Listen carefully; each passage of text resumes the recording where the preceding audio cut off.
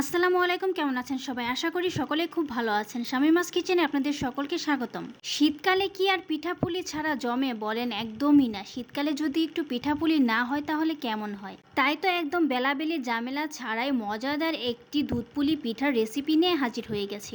আজকের পিঠার পুরটি কিন্তু আমি খেজুরের গুড় দিয়ে তৈরি করব। এই সব পিঠা কিন্তু শীতকালেই খেতে বেশি ভালো লাগে। তবে চলুন মূল রেসিপিতে যাওয়া যাক। প্রথমে যেটা করব সেটা হচ্ছে নারকেলের পুরটা তৈরি করে নিব। সেজন্য চুলায় একটা কড়াই বসিয়ে দিয়েছি আর এতে দিয়ে দিচ্ছি কুড়ানো নারকেল। নারকেলটাকে আমি আগে থেকেই কুড়িয়ে রেখেছিলাম। এখানে বেশ কিছুটা পরিমাণ নারকেল কুড়ানো আমি দিয়ে দিলাম।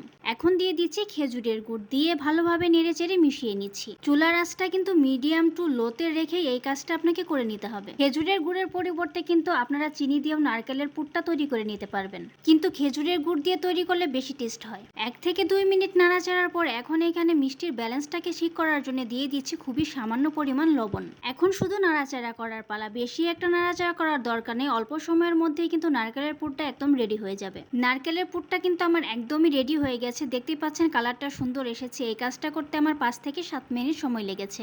এখন এইটাকে নামিয়ে ঠান্ডা করে নিচ্ছি আর এই ফাঁকে আমি পিঠার ডোটা তৈরি করে নিব। পিঠার ডোটা তৈরি করার জন্য চুলায় একটা কড়াই বসিয়ে দিয়েছি। এখন এতে দিয়ে দিচ্ছি 2 কাপ পরিমাণ পানি। একদম মেপে আমি 2 কাপ পানি নিলাম। এখন দিয়ে দিচ্ছি সামান্য একটু লবণ আর সয়াবিন তেল। তেলটা দেওয়ার কারণে কিন্তু পিঠার যে ডোটা সেটা অনেকটা সময় পর্যন্ত সফট থাকবে আর পিঠা তৈরি করার পরে এটা ফেটে যাবে না। এখন পানিটা ফুটে আসা পর্যন্ত অপেক্ষা করব। পানিটা আমার অলরেডি ফুটে গেছে। এখন এখানে দিয়ে দিচ্ছি শুকনো চাউলের গুঁড়া। 2 কাপ পরিমাণ পানির জন্য কিন্তু আমি 2 কাপ পরিমাণই শুকনো চাউলের গুঁড়া এখানে ইউজ করেছি। এই মেজারমেন্টটা ঠিক রাখতে পারলেই কিন্তু আপনার পিঠার ডোটা একদম পারফেক্ট এবং সফট হবে। 1 থেকে 2 মিনিট নাড়ার পরে কিন্তু পিঠার ডোটা আমার তৈরি হয়ে গেছে। এখন এটাকে নামিয়ে একটু ঠান্ডা করে পিঠাগুলো আমি বানিয়ে নিচ্ছি। রুটি বানানোর যে পিঁড়ি আছে এটার উপরে কিছুটা পরিমাণ পিঠার ডো আমি নিয়ে নিয়েছি। হাতে একটু তেল মালিশ করে নিয়েছি। এখন ভালোভাবে এটাকে মথে নিতে হবে। পিঠার ডোটা কিন্তু এখনো পর্যন্ত বেশ গরম আছে। গরম থাকা অবস্থাতেই কিন্তু এই কাজটা আপনাকে করতে হবে। ঠান্ডা হয়ে গেলে কিন্তু এটা ভালোভাবে মথে নিতে পারবেন না। পিঠার এই ডোটাকে যত ভালোভাবে মথে নিতে পারবেন পিঠাগুলো কিন্তু ততই সুন্দর হবে। পিঠার ডোটা আমার মথে নেওয়া হয়ে গেছে। এখন শুধু পিঠাটা তৈরি করব। পিঠার ডো থেকে সামান্য একটু ডো আমি নিয়ে নিচ্ছি পিঠা তৈরি করার জন্য। হাতে একটু তেল মালিশ করে নিচ্ছি যাতে হাতে লেগে না যায়। এখন শুধু আমার হাতের দিকে খেয়াল রাখেন আমি কিভাবে পিঠাটা তৈরি করছি। প্রথমে পিঠার ডোটাকে 2 হাতের ভেতরে নিয়ে এইভাবে লম্বালম্বি করে ডলে নিতে হবে। এইভাবে একটু সময় ডলে নিলেই দেখবেন একদম স্মুথ হয়ে গেছে ডোটা। একদম অল্প করেই কিন্তু এই ডোটা নিতে হবে। এখন এই ডোটাকে আমি রাউন্ড শেপ দিয়ে নিব।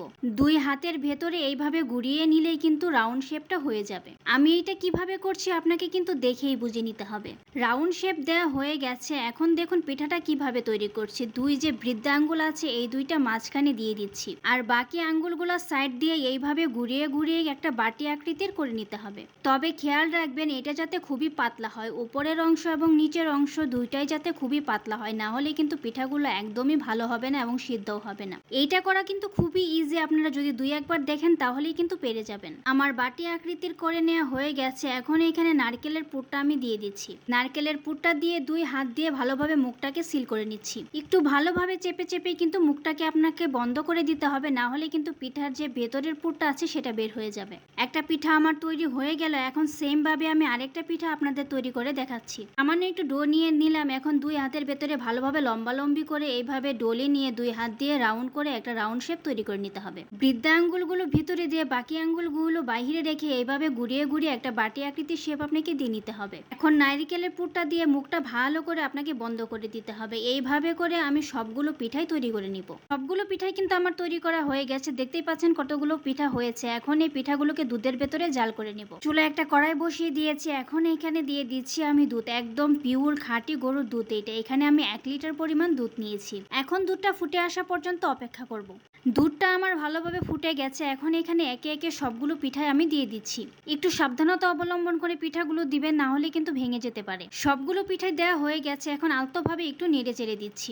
1 কাপ পরিমাণ চিনি এখানে আমি ইউজ করছি। মিষ্টিটা আপনারা আপনাদের পছন্দ অনুযায়ী দিয়ে নেবেন। তবে আমার কাছে এই মিষ্টিটা একদম পারফেক্ট বলে মনে হয়েছে। এখন এখানে কিছু নারকেল কুড়ানো আমি উপর দিয়ে দিয়েছি। এখন ঢাকনা দিয়ে ঢেকে মিডিয়াম টু লো হিটে আমি পিঠাগুলোকে 15 মিনিট জাল করে নিব। পিঠাগুলো আমার 15 মিনিট জাল করে নেওয়া হয়ে গেছে। এখন পিঠাগুলোকে আমি নামিয়ে এইভাবে সারা রাত রেখে দিব। তাহলেই কিন্তু পিঠাগুলোর ভেতরে দুধটা ভালোভাবে ঢুকবে এবং পিঠাগুলো জুসি হবে আর সফট হবে। সকালে এটা আপনাদের সাথে সার্ভ করে দেখাচ্ছি এটা কতটা নরম হয়েছে। এই তো তৈরি হয়ে গেল খুবই সফট, জুসি, মজাদার দুধপুলি পিঠা।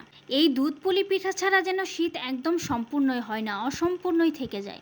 একদম বেলাবেলে ঝামেলা ছাড়াই কিন্তু আজকে আপনাদের পিঠার রেসিপিটি তৈরি করে দেখালাম। অবশ্যই পিঠার পুরটা খেজুরের গুড় দিয়ে তৈরি করার চেষ্টা করবেন, তাহলেই কিন্তু এর অরিজিনাল টেস্টটা আপনি পাবেন। পিঠার রেসিপিটি কেমন হলো অবশ্যই জানাবেন। একটা পিঠা আমি আপনাদের কেটে দেখাচ্ছি, এটা কতটা সফট হয়েছে। সম্পূর্ণ ভিডিওটি দেখার জন্য ধন্যবাদ। ভিডিওটি যদি ভালো লেগে থাকে লাইক, কমেন্ট, শেয়ার দিতে একদম ভুলবেন না। এরকম নতুন নতুন ভিডিও পেতে আমার ফেসবুক পেজটি ফলো দিয়ে রাখেন।